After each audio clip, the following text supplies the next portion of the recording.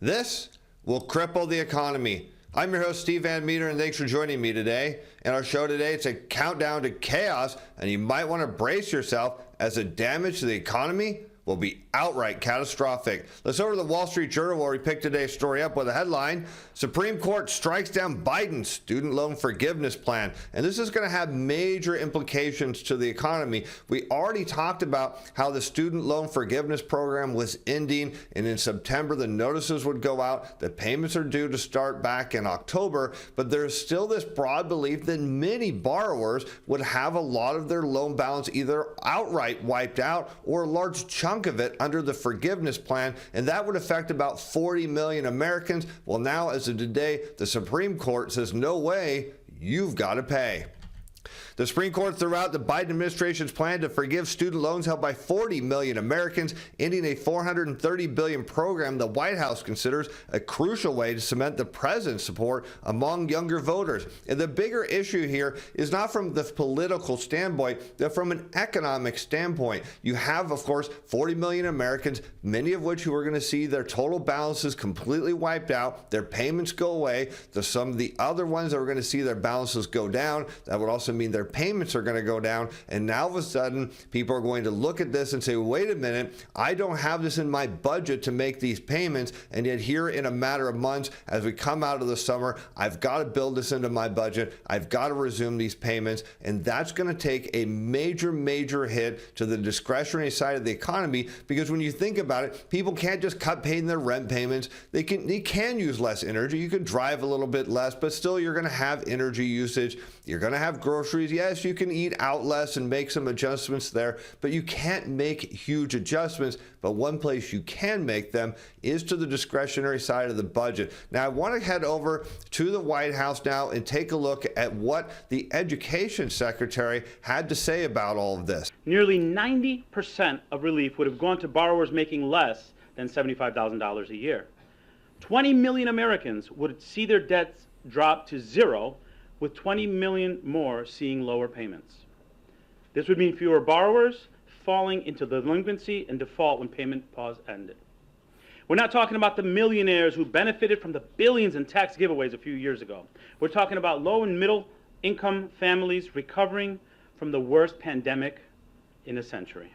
Now, the question is, as Miguel Cardona mentions, is we're coming out of the worst pandemic in history, but is that really the issue here? Is the issue is that consumers are just still grappling with the fact that, hey, you know what, this pandemic really upended my life. I seemingly can't make payments on these student loans. I really need debt relief. No, the real issue is it's inflation. You know, before the pandemic happened, the Fed and the federal government, if you don't think the federal government wanted inflation, of course they do, because in a debt-based economy, you want to inflate away the debt. That's just how it works. You know, you think back in time, you know, a $50,000 mortgage was a pretty big deal for people. Today, if someone said, hey, I owe $50,000 on my house, people would look like, that's no big deal. That's nothing. And so the whole idea here in a debt-based economy is you need inflation, and you need sustainable inflation to eat away at that debt over time. And then all of a sudden, not only do you get inflation, we got a ton of it. And now the problem isn't the student loan issue,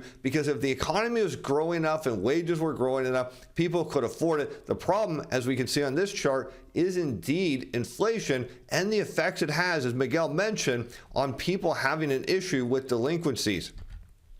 Here you can see the consumer price index for all consumers in blue on a year-over-year rate of change, and we've got that overlaid on the delinquency rate, that also on a year-over-year rate of change. And what we can note is that in periods of high inflation, here you can see, you know, back in the late 80s, early 90s, you can see it kind of going into the mid 2000s, into the global financial crisis. Even here into the dot-com bubble, it was up a bit, but not too elevated. And especially now, what do you notice? The delinquency rate starts to shoot higher, and now we're seeing those effects already. And that all that means is the White House is really concerned here that, hey, wait a minute, if we bring back these payments, that all of a sudden there's going to be a massive amount of delinquencies. We refuse to go back to the way things were before the pandemic, when 1 million borrowers defaulted each year and faced devastating financial consequences.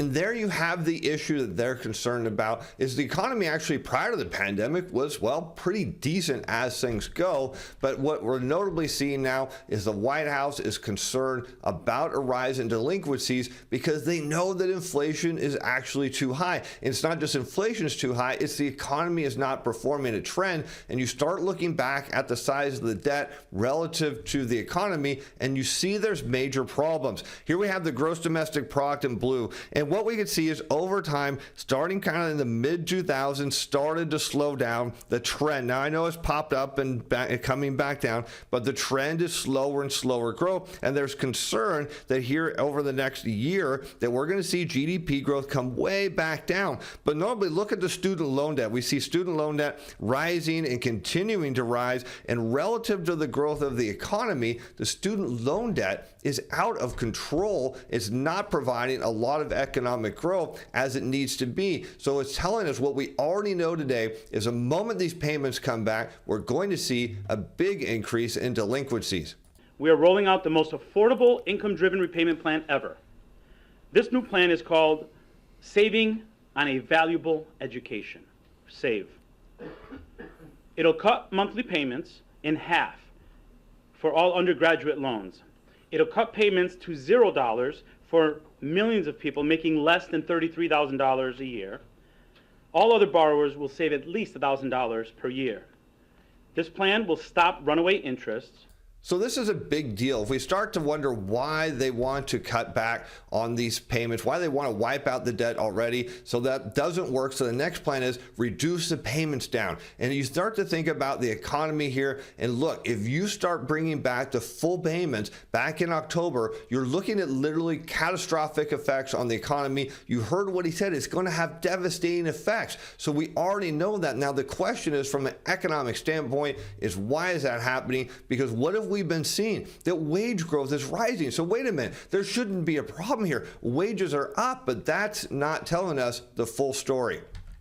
Here we can see average hourly earnings of production of non-supervisory employees. What we've been noting kind of since, late outside of the global financial crisis, the hourly wage growth has been just ticking up. Of course, during the pandemic, it went off the charts due to all of the fiscal stimulus. It came crumbling back down, and then now it's back up. But notice the trend. The trend here is slowing down, and that's not necessarily a good sign, because the other problem here is it doesn't matter how much someone makes per hour. If they're not working or not running too many hours, then actually their wages can actually go down.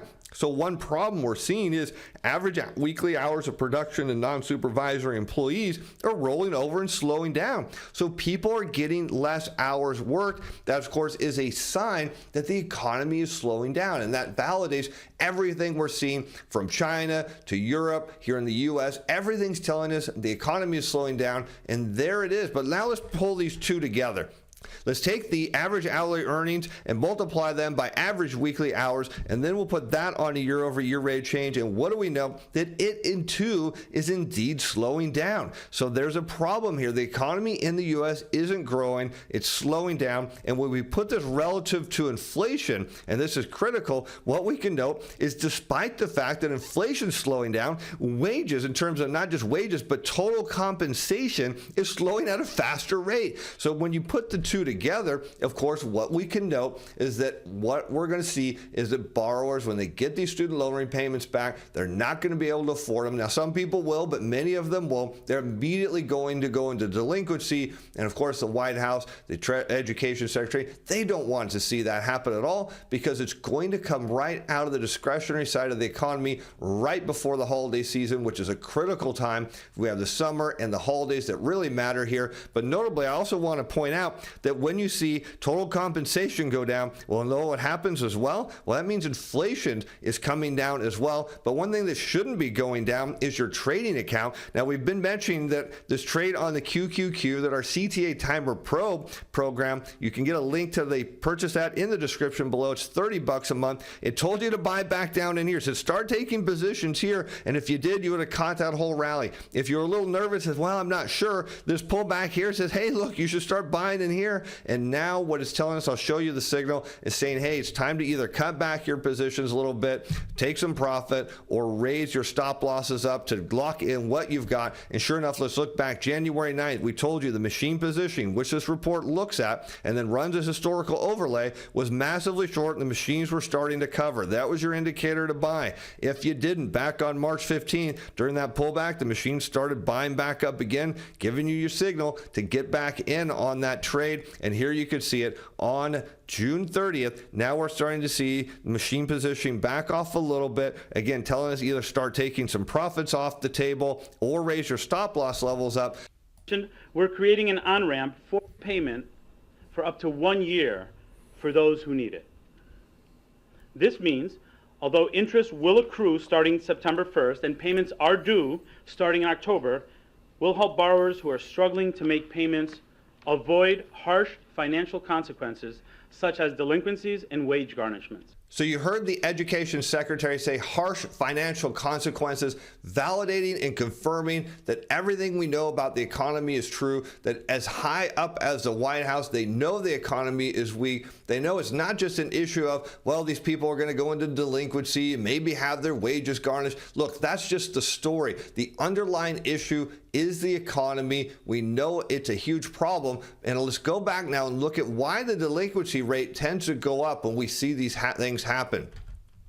So now we're back looking at total compensation, average hourly earnings of production, non-supervisory employees multiplied by the average weekly hours worked from them against the delinquency rate. That's shown on a year-over-year rate of change. And no surprise, when total compensation slows down during a period where there's high debt levels, what a shock. You see the delinquency rate head up. You see that happen here kind of in the mid-90s. Delinquency goes up. You saw it headed into the global financial crisis. We saw it heading into the dot-com bubble. And look at it now. It's headed higher. It's all a function of, hey, you can't pay on your student loans, but look at this. You look at credit card and other revolving debt. We're sitting at, if you can believe this, nearly $1 trillion in debt, and yet there's no relief on that side of the story at all. It's all about student loans. It's all about reducing the payments, all about wiping it out, because as we now know it, it's not the devastating effects of what's going to happen to these people. It's what's going to happen to the economy when those 40 million people that we're going to have their debt wiped out, on top of all the people that have to make payments,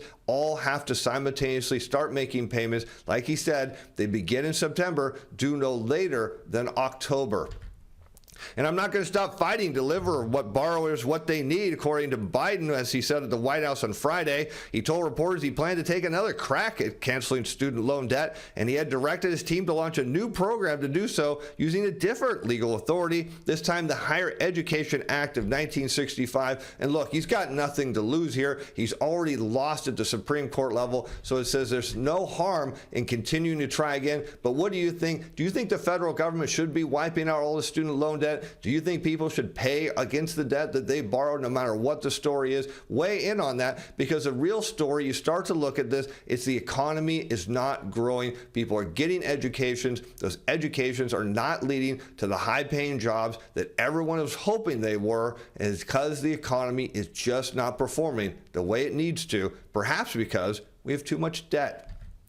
The directive cited the department's experience when it paused loan repayments for borrowers affected by natural disasters such as hurricanes and wildfires. The default rate was a whopping 0.3%, if you can imagine, the calendar year before the disaster, but rose 6.5% to 6.5% when the repayment obligations resumed for borrowers whose bills were in delinquency. So now we already know that, of course, this thing is just going to go catastrophic. It's going to be the prelude to the next crisis, of course, as we've been talking about, will likely be in the commercial real estate space and have a banking crisis at the same time. But now let's take a look at what's going on with consumers, because we got some latest data on that back on Friday.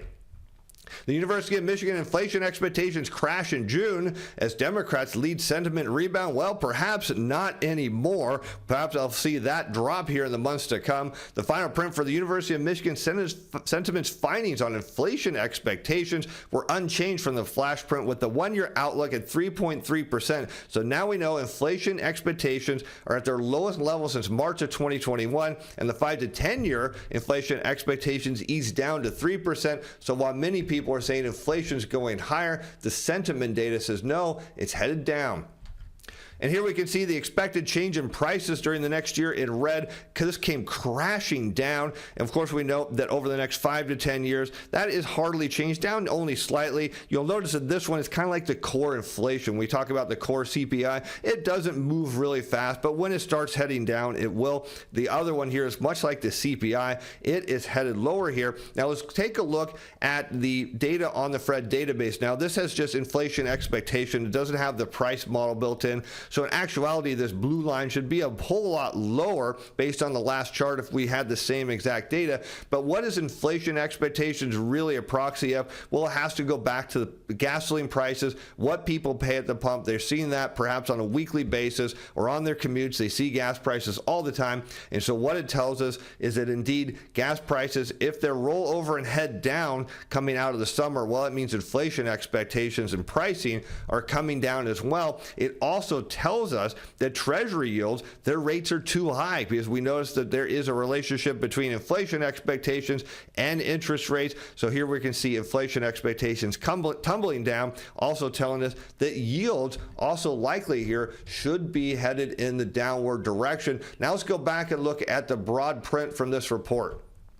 Here we can see the final results for June of 2023. Looking between May and June, we see sentiment up a little bit. We see current economic conditions higher, perhaps because the stock market is higher. There's a strong relationship between current economic conditions and the equity market. And of course, consumer expectations, this is for the future, those are rising. And this is not unusual. Sometimes when numbers are just low, they can only start to look up. But here we can see average hourly earnings of production and non-supervisory employees times the average weekly hours or total compensation against University of Michigan consumer sentiment. And what do we notice here is that as workers make less, what happens is their confidence goes down. There's no surprise here. So while there may be a transitory bump due to the market being higher, what we can expect is that confidence will remain low. And what do we know? That when confidence stays low, what happens to spending? Well, it goes down. But according to this latest report, there's a little bit of a bump in buying conditions for homes and vehicles and large durable goods. But let's put this in perspective with the student loan repayment being wiped, not being coming back, and all those loans that were expected to be wiped out not being. So we know now people are going to have to make payments on things they didn't think. Well, you can only imagine that consumer sentiment will be going down, buying conditions will be going down, spending will go down, and the economy down with it. And with that, I'm Steve Van Metre. Thanks for watching. Thanks for being fans. Bye now.